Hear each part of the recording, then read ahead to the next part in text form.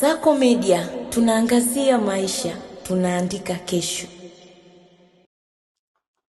Karibu Kasako Media.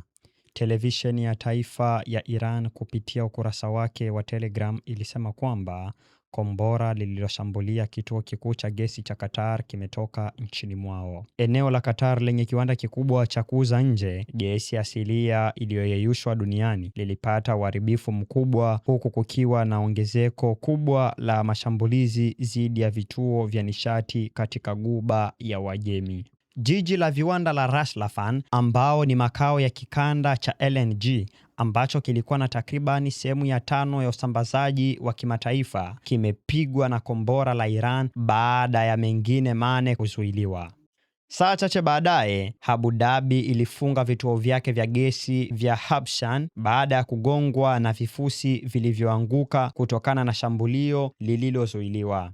Rais Donald Trump aliahidi kwamba Israeli haitafanya tena shambulizi kwenye eneo kubwa la gesi la South Pars la Iran, lakini ikiwa Iran itashambulia Qatar tena, Marekani italipiza kisasi na kulipua kwa nguvu zote eneo lote. Rais Trump alisema, sitaki kuidhinisha kiwango hiki cha vurugu na uharibifu kwa sababu ya athari za muda mrefu ambazo zitakuwa nazo kwa mustakabali wa Iran. Kwa upande mwingine, Wizara ya Mambo ya Ndani ya Qatar ilisema kuwa timu ya ulinzi wa raia la Qatar limedhibiti moto uliozuka katika kituo hicho kikubwa cha gesi kaskazini mwa jimbo la Ghuba. Waziri wa mambo ya nje wa Saudi Arabia, Prince Faisal bin Farhan, akizungumza na waandishi wa habari kufuatia mkutano huko Riyadh, alisema kwamba ufalme hautashindwa na shinikizo, na kinyume chake shinikizo hili litarudi nyuma.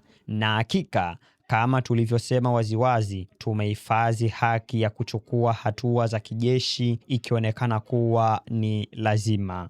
Tuseme kwamba bado vita hivi vinaendelea kwa kasi na meza majadiliano ya kusitisha vita inaendelea kuwa ndoto kubwa. Kwa habari zaidi, jiunge na Kasako Media.